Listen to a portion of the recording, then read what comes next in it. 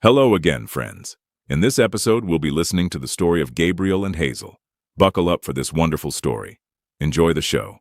The alien queen told her daughter to choose a husband, and the princess pointed to a human man.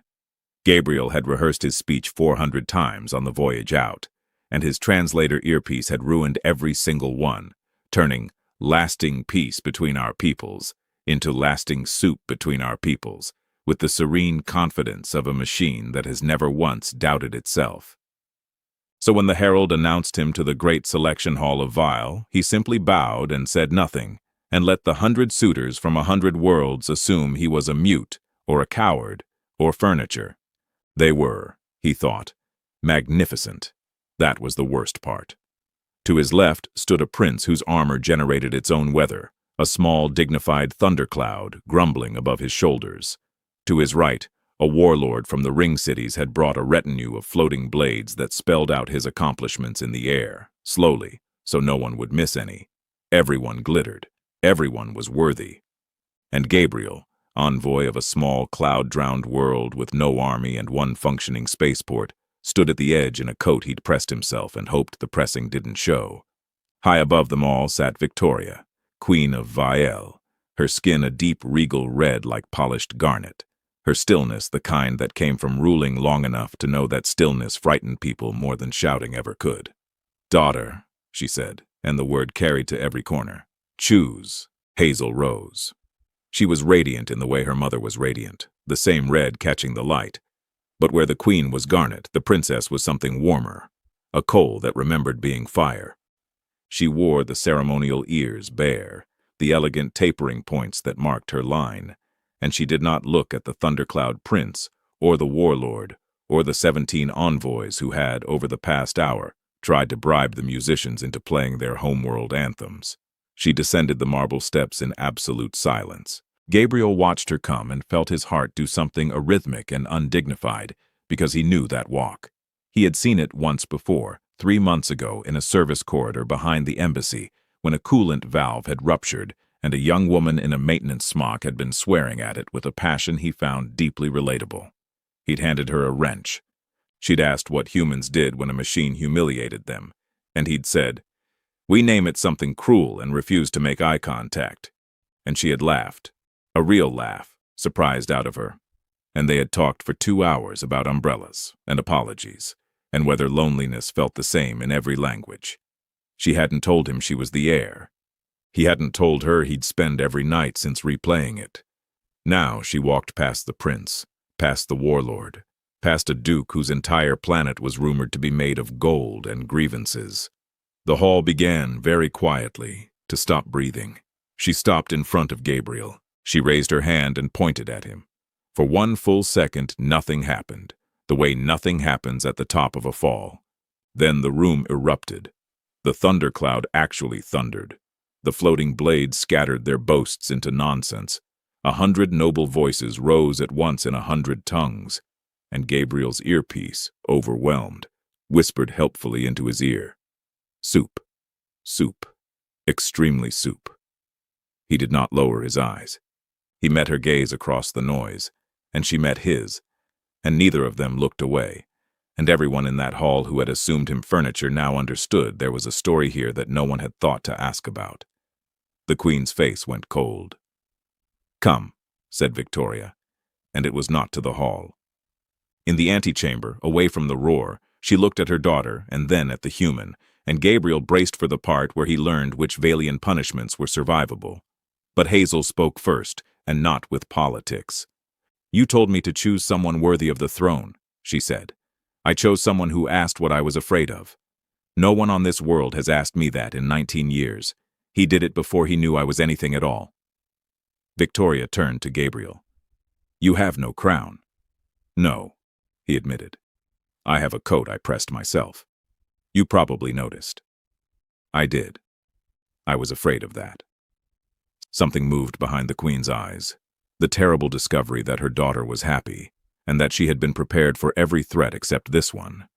She had built walls against warlords. She had no defense against a man holding a wrench. "He mistranslates constantly," Victoria said slowly. "Your envoy. All night. Peace into soup. I know, Hazel said. I find it hopeful. He keeps offering everyone soup and meaning peace. I'd take a court that made that mistake over one that never did. The Queen was quiet a long moment. Then to Gabriel, almost gently, You should fix that earpiece. I've tried, he said. It's humiliated me. I've named it something cruel. And Victoria, Garnet, Iron, sovereign of 100 watching worlds, surprised her whole life by laughing. The trouble with being chosen, Gabriel learned, was that it did not feel like winning so much as being handed a very heavy box, and told the box was now his personality. By dawn, the news had crossed the 100 worlds. Carried on the quantum relay, Vielle kept humming beneath the palace like a nervous heart. He woke to a guest chamber besieged by 3 tailors, 2 protocol officers, and a translator technician who had heard with professional horror about the soup. It is not difficult to repair, she said, prying open the earpiece with an instrument that sang faintly as it worked. The device has simply decided it prefers the word soup. It has grown attached. Machines do this on Vielle. We find it endearing. On my world, we call that a malfunction. On your world, she said kindly, you also apologize to furniture. Every people has its poetry. She fixed it. He almost missed it. The tailors dressed him in something Valian and severe, all clean lines and quiet authority, and when he looked in the mirror, a stranger looked back who might plausibly own a crown, and Gabriel trusted that stranger even less than he trusted himself. He was still a diplomat from a fragile world with 1 working spaceport and a great deal of cloud. The coat had simply gotten better at lying about it. The 100 suitors did not take rejection with grace. The thundercloud prince departed in a literal storm, trailing thunder down the concourse in what everyone agreed was an overreaction. The warlord of the ring cities left his floating blades hovering in the great hall, spelling 1 word the staff dismantled letter by letter before anyone official could read it. The Duke of the Golden World sent a formal grievance so long it required its own courier ship. They will recover, Victoria told him, watching the departures from a high window with the patience of a woman who had watched many people leave in a temper. Wounded pride heals faster than it claims. It simply enjoys the attention on the way. And the warlord? The warlord may sulk with fleets. That is the difference between a duke and a warlord. A duke writes. A warlord arrives. She said it lightly, but Gabriel had negotiated long enough to hear the weight folded underneath, the way a still lake carries depth. He was about to ask the frightened question when Hazel found them, and the room rearranged itself around her the way rooms did. You fixed the earpiece, she said, disappointed, having clearly been told. I liked the soup. I kept the recording, Gabriel said. For sentimental blackmail. Good. A relationship needs archives. Victoria watched the 2 of them the way one watches weather that has stopped threatening the crops and started unexpectedly to be beautiful. She had spent 19 years fortifying her daughter against every worthy danger, the ambitious, the powerful, the ones who wanted the throne wearing the mask of wanting the girl. She had built no wall against a tired man who owned nothing and asked in a service corridor what her daughter was afraid of. There was no defense in the archives of Vielle against that. She had checked. You should know, the Queen said to Gabriel, that choosing you is not the end of your difficulties. It is the opening line of them. 100 worlds will now decide what your small world is worth, and some will conclude the answer is nothing, and some will conclude the answer is leverage, which is worse. I know, he said. Do you? I do. He surprised himself with the steadiness. I've spent my whole career being the envoy nobody bothered to threaten, because there was nothing behind me worth the effort. It's lonely, being negligible, but it's safe. He looked at Hazel. I think I'd rather be in danger and mean something than be safe and mean nothing. She taught me that, mostly by existing. The Queen was quiet. That, she said at last, was almost worthy of a throne. Do not let it go to your head. The head is where the crown sits, and yours is not ready. Understood. And Gabriel. She turned from the window, Garnet catching the pale Valian morning. When the warlord arrives, and he will, You will not hide behind my daughter, and you will not hide behind me. You will stand in the hall in your pressed coat and find out whether soup can, in fact, make peace. It is a diplomat's job, and you are, whatever else happened to you overnight, still a diplomat. Gabriel swallowed. I'll need the earpiece to break again. And Hazel laughed, that same surprised, unguarded laugh from the corridor, the one worth crossing 100 worlds to hear twice, and Gabriel decided that whatever arrived, fleets or storms or grievances by courier, he would stand in that hall and mean it. The warlord arrived on a Tuesday, which Gabriel felt was somehow the rudest possible day for it. He came not with fleets, but with one ship, which was worse, a single vessel the color of a bruise, hanging in Vael's orbit with the calm of something that did not need numbers. The ring cities did not send armies to make a point. They sent a man, and the implication that the armies were merely elsewhere, bored, waiting.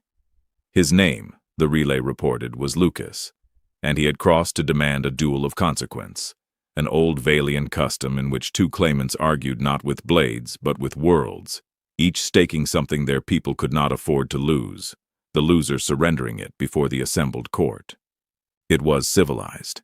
It was ancient. It was, Gabriel understood, as the protocol officer explained it with the enthusiasm of a man describing his favorite disaster, absolutely a way to lose your entire planet by talking. He'll stake a shipyard, Hazel said grimly. They stood in the antechamber while the court assembled beyond the doors. Something enormous, to force you to match it, and you have. One spaceport, Gabriel said, a great deal of cloud, and a coat. You can't stake the coat. It's the strongest thing I own, emotionally. She did not laugh, which told him how frightened she was, and that frightened him more than the bruise-colored ship. He took her hands. They were warm, the same warmth as her mother's stillness inverted into motion, and he held them the way he'd once held a wrench in a corridor, like a small, ordinary thing that might save him. Hazel, I've been negligible my whole life. I told you, nobody threatens the envoy from the world worth nothing. But that means I've spent 20 years in rooms where I had no cards, watching people who did. You learn things at the bottom of the table. You learn what the powerful are actually afraid of. He breathed. It isn't losing. They're all braced to lose. It's being seen not to matter. Her eyes changed. That's cruel. That's diplomacy. Same thing on a formal day. The doors opened. Lucas of the ring cities was smaller than his ship implied and twice as certain, a man built entirely of the assumption that he would win, wearing it more comfortably than any armor. He looked at Gabriel's pressed coat and did the math openly, the way one reads a price tag, and his mouth curved. The human, he said. I confess I came to duel a rival. I find I've come to duel a rumor. What does your world stake, envoy? I have offered the shipyards of the 7th ring. Match it, or concede the princess to a man who can. The court leaned in. Victoria, high on her seat, did not move a muscle, which Gabriel had learned was the queen at her most attentive. I won't match it, Gabriel said. A murmur, low and delighted. Lucas smiled the smile of a man handed an easy afternoon. Then you concede.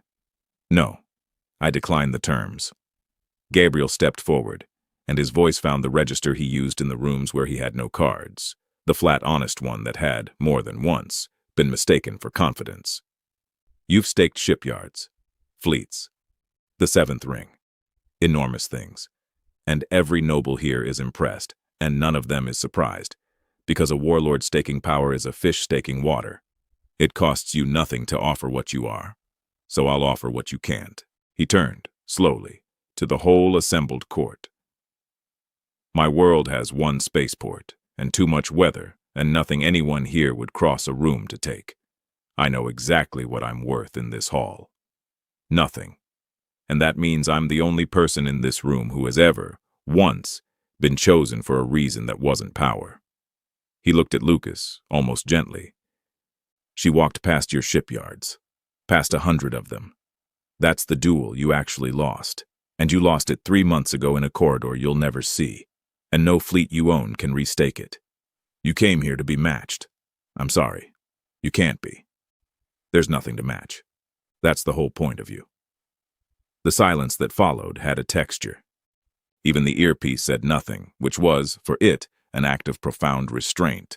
Lucas's certain smile did not vanish so much as slowly discover it had nowhere to stand. He had come armored against a rival and found no rival, only a man cheerfully agreeing to be worthless, which left the warlord's entire weaponry aimed at empty air. "You forfeit nothing," Lucas said, and for the first time the ships behind the words sounded far away. "Because you claim to have nothing." "I forfeit the pretense," Gabriel said. "It's all I brought. You're welcome to it." From her high seat quietly, Victoria spoke a single word. "Enough." And it landed like a gate closing. The custom was satisfied. No world had changed hands. The warlord had crossed 100 worlds to stake shipyards against a coat, and the coat, impossibly, was still standing. Hazel exhaled beside him, and under her breath, so only he could hear, she said, "Marry me before you talk your way out of that too." Lucas did not leave in a temper, which unsettled Gabriel more than any storm.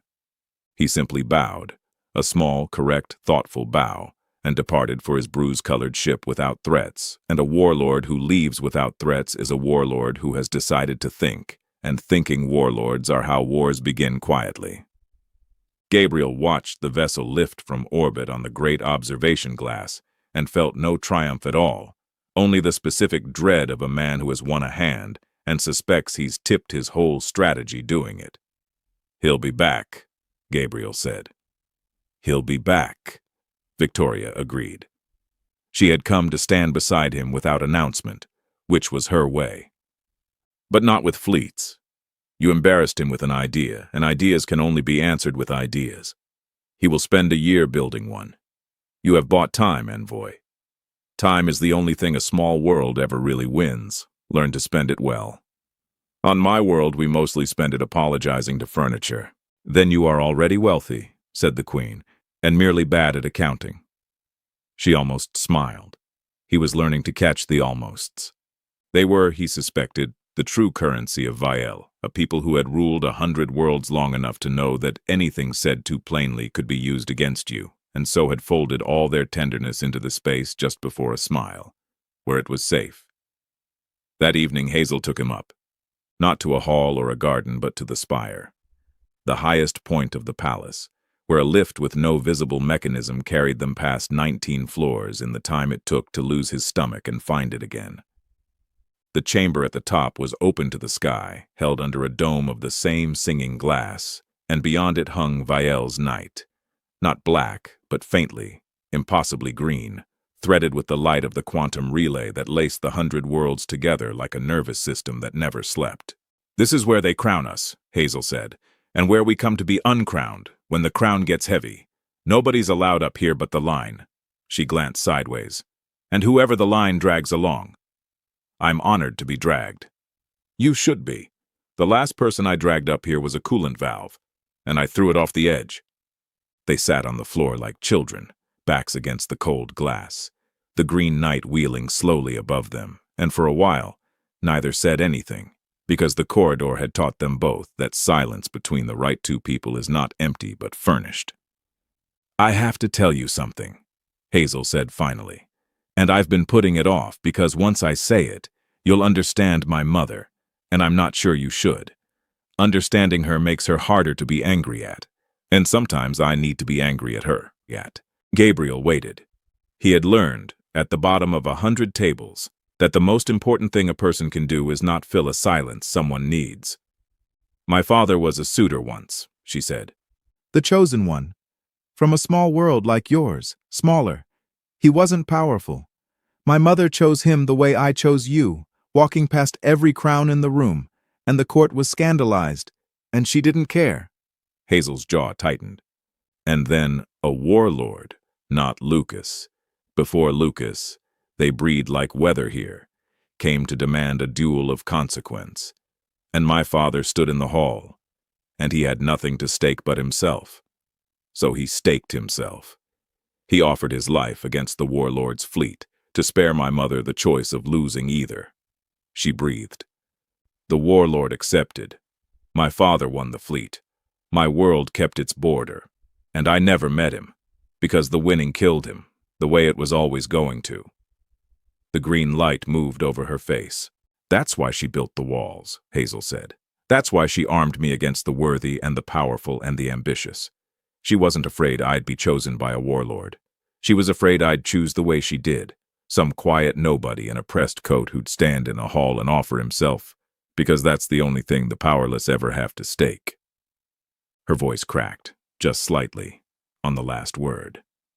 And then you walked in with your soup and your terrible earpiece and did exactly that. Today, in front of her. Gabriel understood then why Victoria's face had gone cold in the selection hall. Not anger, recognition.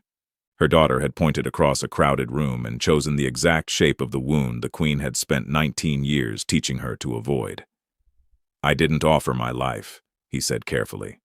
For the record, I offered my worthlessness. It's a very different stake, much lower insurance premiums. Hazel laughed, wet, startled, grateful, and pressed her forehead to his shoulder, and above them the 100 worlds glittered on their threads, indifferent and beautiful. She likes you, Hazel said into his coat. That's the problem. She likes you, and the last time she liked someone this much, she buried him. You're not just a scandal to her, Gabriel. You're a memory she has to survive twice. And Gabriel, holding her under the singing glass, understood that the warlord had never been the real duel at all. Gabriel found the queen alone in the relay chamber, which was not where anyone was supposed to find the queen. It was the heart of the palace, a vaulted room where the quantum threads that bound the 100 worlds gathered into a single humming column of light, and Victoria stood before it the way people stand before graves, or oceans, or anything that has outlasted their reasons for arguing with it. She did not turn when he entered. She had, he suspected, heard him coming since the lift. You should not be here, she said. This room is for sovereigns and their grief. You are neither.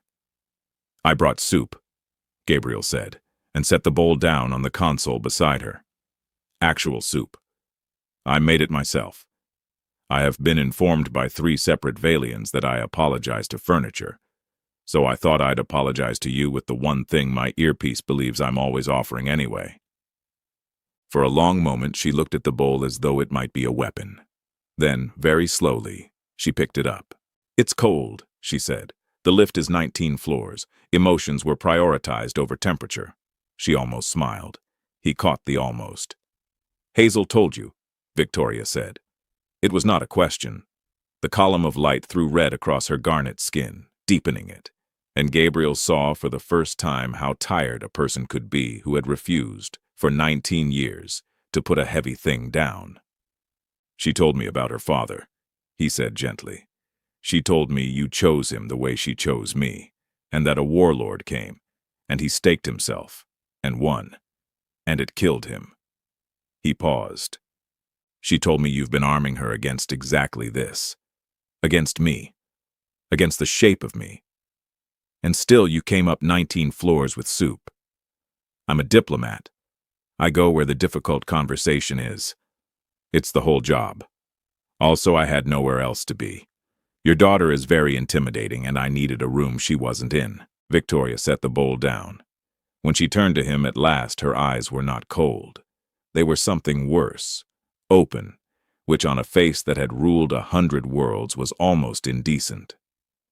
Do you know what I have never told her? She said. That he asked me not to choose him. Her father. In a corridor before the selection, he took my hands and he said, choose the warlord. Choose the crown. I am nothing, and nothing is dangerous to love, because the powerful will always come to test what you're willing to lose it for. Her voice did not break. It was too old to break. It had learned other ways to hurt. And I told him I would rather lose something real than keep something worthy. And I was right. And he died. Both of those things are true, envoy. And I have carried them side by side for 19 years because I refused to let either one comfort me. Gabriel said nothing. He had learned not to fill the silence someone needed to stand in. So when my daughter walked past 100 crowns, Victoria went on, and pointed at a man in a pressed coat with a broken earpiece. I did not see a scandal. I saw the exact moment my life began. I saw myself, young and certain and about to be right in the way that costs you everything. She looked at him. You are not a threat to my throne, Gabriel. You are a threat to my scar. That is far more difficult to forgive. I know, he said quietly. Hazel told me that too. She said you'd have to survive me twice. He stepped closer and did the most dangerous thing a diplomat can do, which is tell the truth without a strategy. So here it is, and I have no clever version. I can't promise a warlord won't come. I can't promise I'll win if he does, or survive the winning. Nobody can promise that. Not the crowns, not the shipyards, not the man made of weather. That's not the promise you're actually asking for. He breathed. You're asking whether I'll do what he did, whether I'll stake myself and leave her alone the way he left you, and I won't. Not because I'm braver than he was, because I'm more selfish. I have spent my whole life being negligible, Victoria, and I have finally found something worth staying negligible for. I don't want to win the fleet. I want to lose the duel and go home to her with the coat and the terrible earpiece and grow embarrassingly old. That's my stake, not my life, my cowardice. It's the bravest thing I own. The column hummed. The 100 worlds turned somewhere out in the green dark, and Victoria, queen of Vale, garnet, and iron, and 19 years of grief, picked up the cold soup and drank it, and let the mask crack all the way through. Not into weeping, which she had no practice in, but into something rustier and more astonishing. He would have liked you, she said. That is the cruelest thing I can say to a person. I am sorry. It is also the truth. Lucas came back in the spring, which Gabriel felt was at least an improvement on Tuesday. He came, as Victoria had predicted, with an idea rather than a fleet, the bruise-colored ship alone again. And this time, when he stood in the great hall, he did not read Gabriel's coat like a price tag. He had spent a year building his answer, and his answer, it turned out, was a proposal. I have thought about the corridor, Lucas said without preamble, because warlords do not do preamble. The one I could not restake. It has annoyed me for a full year, which is the longest anything has annoyed me since a moon I disliked. He set a data slate on the marble. I cannot match being chosen, so I have stopped trying to win the princess and started trying to win the argument. Your world has one spaceport and too much weather. The ring cities have too many spaceports and no weather at all. We are a people of rings and vacuum, envoy, and our children have never once seen rain. I came to take a planet. I find I would rather trade for a sky. He almost smiled, and Gabriel recognized it as the Valian almost that had followed him across 100 worlds. Weather rights, a treaty, your clouds, our shipyards. I am told this is called soup. Gabriel's earpiece, which had been repaired months ago and had held its dignity ever since, chose that exact moment to relapse and announced to the entire assembled court, with serene confidence, "Extremely soup." The hall did not know whether to gasp. Hazel, beside the throne, put her face in her hands, and her shoulders shook, and it was several seconds before anyone understood. The heir of Vale was not weeping, but laughing so hard she had stopped making sound. "I'll fix it," Gabriel said. "Don't," said Victoria from her high seat, and it was the first joke Gabriel ever heard her make in public. "It has been the most honest advisor in this court for a year. I have grown to trust it more than the Treasury." They signed the weather treaty that afternoon. Lucas, it emerged, was terrible company and excellent at logistics, and he and Gabriel developed the specific grudging fondness of two men who have aimed everything they own at each other, and found, on inspection, nothing left to fire. The ring cities got their rain.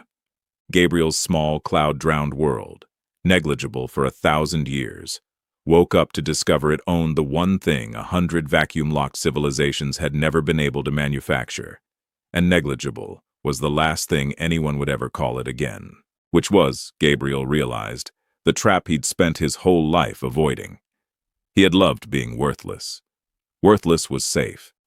Worthless was a table with no cards where nobody bothered to threaten you, and he had built a career and a self out of the loneliness of it, mistaking the quiet for peace. It had taken a woman in a maintenance smock, a broken valve, and a queen drinking cold soup in a room meant for grief to teach him the thing he'd been too frightened to learn: that mattering was more dangerous than nothing, and worth it, and that a man who stakes his cowardice at least gets to grow old spending it. They married under the singing glass at the top of the spire, where the line was crowned and uncrowned, with the green night wheeling overhead and the 100 worlds glittering on their threads. There was no crown involved. Hazel had been very clear on that point. "I chose a man with a pressed coat," she said, "and I'll be damned if I let a jeweler improve him." Victoria performed the rite herself. She was not a woman built for weddings. She conducted it rather like a treaty, which, Gabriel supposed it was, the oldest kind. But when she reached the part where a Valian sovereign asks the joining pair what they stake against the future, and it is traditional to answer with lands or fleets or the honor of one's house, Gabriel looked at Hazel's bare, elegant, elf-pointed ears catching the green light, and then at the queen who had survived him twice, and he said, "A cold bowl of soup, a terrible earpiece, and every negligible day I have left, which I intend to waste entirely on her." And Victoria, garnet, iron, sovereign of 100 worlds, mother of one, did not almost smile. She smiled. All the way through. The scar and the grief and the 19 years dissolving into it. And she said, "Accepted," in the voice she used for the things 100 worlds could not undo. Somewhere below them the treaty held, and the rain fell on the ring cities for the first time in their history, and children who had never seen a sky stood in it and shrieked. And up in the spire, an envoy from a world worth nothing held the woman who had walked past 100 crowns to find him at the edge of a crowded room. The earpiece quietly, for no one, whispered its last word of the night. Peace. It had, at long last, gotten it right. Long after the rain first fell on the ring cities, they say the children there still tilt their faces up when the sky opens, not because rain is rare anymore, but because someone taught them that the most precious things are the ones no fleet can manufacture and no crown can buy. A laugh startled out of a lonely person in a corridor. A cold bowl of soup carried up 19 floors. A hand raised across a crowded room to point at the one person no one else thought to see. And maybe that's the question Gabriel leaves us holding. Quietly, like a wrench passed between strangers. How many times have we walked past the edges of our own rooms, dazzled by the ones who glitter, and missed the person standing quietly at the margin, the one who would ask what we're afraid of before they ever knew what we were worth? How often do we mistake being safe for being at peace, and stay negligible not because it protects us, but because mattering is simply too frightening a thing to stake? Somewhere in your life there is a corridor, a broken valve, a person who saw you before you were anything at all. Did you point at them? Or are you still standing at the top of the fall, waiting for a certainty that never comes? Perhaps the bravest thing any of us owns isn't our strength, but our willingness to be chosen, and to grow embarrassingly, wastefully, gloriously old, spending our ordinary days on someone who walked past 100 crowns to find us. The end. We've reached the end of our story, friends. Please show your appreciation by pressing the like button, leaving your thoughts about the story in the comments below, and don't forget to subscribe to Sci-Fi Traveler for more stories. Take care until the next story.